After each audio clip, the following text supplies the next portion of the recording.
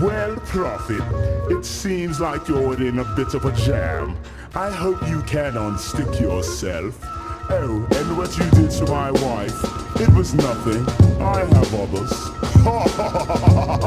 To conclude, politics is dead if we allow it to die, and politics is alive if we get involved and we flip it and shift it and make it happen and make it work.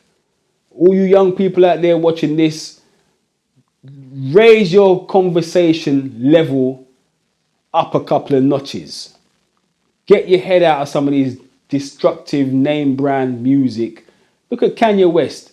As soon as Kanye West start talking the truth, then man, lock him up. Build or destroy. That's the times that we're in right now. You know, you can break a window, but can you make a window?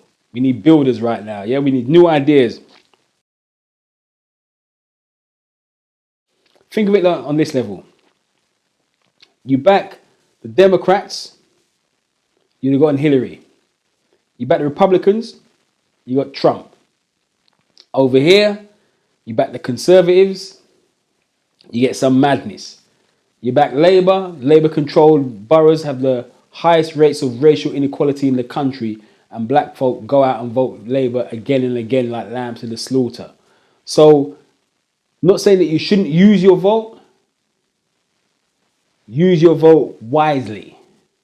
That's what you do. You go and do the research. You find out who the candidates are that are really standing for something. And even if you look and you say, you know what, this candidate might not even get elected, it's no such thing as a wasted vote.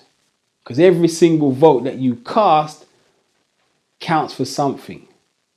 And the more of you who are brave enough to step over, that's where you're going to see the change happen. So what I would say is that in this period of post-Brexit, post-Trump, even though they like you to believe that the world has shifted towards the right, all that's happened is that those bunch of people in the United States that were completely pissed off because Barack got elected in 2008, they just kept their foot on the gas pedal for 8 years and they never let up. That's all they did. They wasn't partying, they wasn't having barbecues, they wasn't running bashment parties, they wasn't going out buying name brand, they wasn't getting caught up in X Factor. All they did was that they just kept on and on and on, and they didn't let off the gas pedal at all. So they was organised, whereas the so-called progressives were living in a bubble and weren't organised. They were complacent. That's what happened. And then you had the other people who were neither complacent nor organised, who just said, you know what, I'm not part of this, and just stepped off completely. That's where the Democrats lost 7 million black votes. Just disappeared. Black people was like, I ain't voting for none of these people. So yeah, it's a really interesting time. The saga continues. Some people believe that democracy is dead. But like I said, less than 20% of the population of the United States voted for Donald Trump. That means over 80% didn't vote for him. So now imagine if those people who didn't vote actually had some kind of collective idea and put forward and supported candidates that could do stuff. Come on, people. This ain't rocket science here, you know. It's not rocket science. It's not rocket science. The Greens should have done better than getting a little 1%. That was very disappointing. But I understand how that works, because for every 1,700 minutes of media coverage that Trump was getting, Hillary was getting over 1,000 minutes of coverage.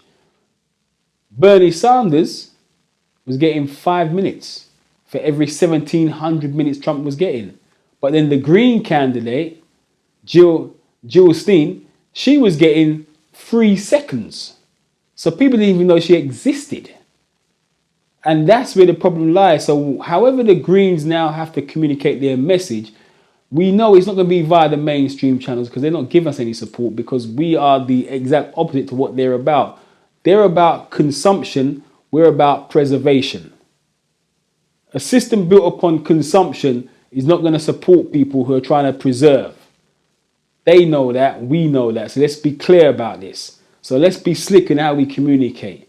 because there's thousands upon thousands and millions upon millions of people that are waiting for us to come with the keys. You want to get your car, you want to drive in something looking slick, go buy yourself a Tesla. You want to save yourself a bag of money on your electricity, get yourself some solar. Look at what Acon's doing out in Africa at the moment, putting millions of solar panels into Africa, getting people hooked up. This is the way forward, but they don't want this to happen. So we've got to be slick in how we operate, and we have to start forming alliances with people that we might not necessarily agree with them. But we share vested interests. And that's what the people on the right do. They can agree upon point 1, 2, 3, and 4, and they'll move on that. The so-called progressives, they fall out on point 1. That's the difference. That's the difference. In the UK back in 2010, look what happened. The Liberals went into coalition with the Conservatives and brought in austerity, and then turned around and did a complete U-turn on tuition fees. And now the Liberals are now trying to portray themselves as being this progressive group of people. And you're like, but hold on a sec, you supported the guys that have brought this madness into play in the first place. How does that work? I know people that went out and voted for Liberals because they thought that the Liberals were to the left of Labour. That was back in 2010. What happened, brother? So you got to be real slick in how this game operates. You got to understand what people do, man. Seriously. So them so-called right wing, they'll put their differences aside to push their agenda. They won't fall out, you know, or they'll fall out, but they'll get their point. They'll get the ball over the line first of all. Serious. Oh my days.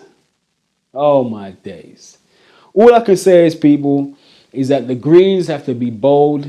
You need to come and check out what we're up to. Because right now, I tell you what, this world of politics with me has got me a little bit confused. I'm thinking I'm going back behind the camera. That's what I'm doing. I'm going back behind the camera. I realise that's where we got to get this team running. The message. That's where it lies. The message. So yes, get yourself a copy of Why Don't Black People Vote.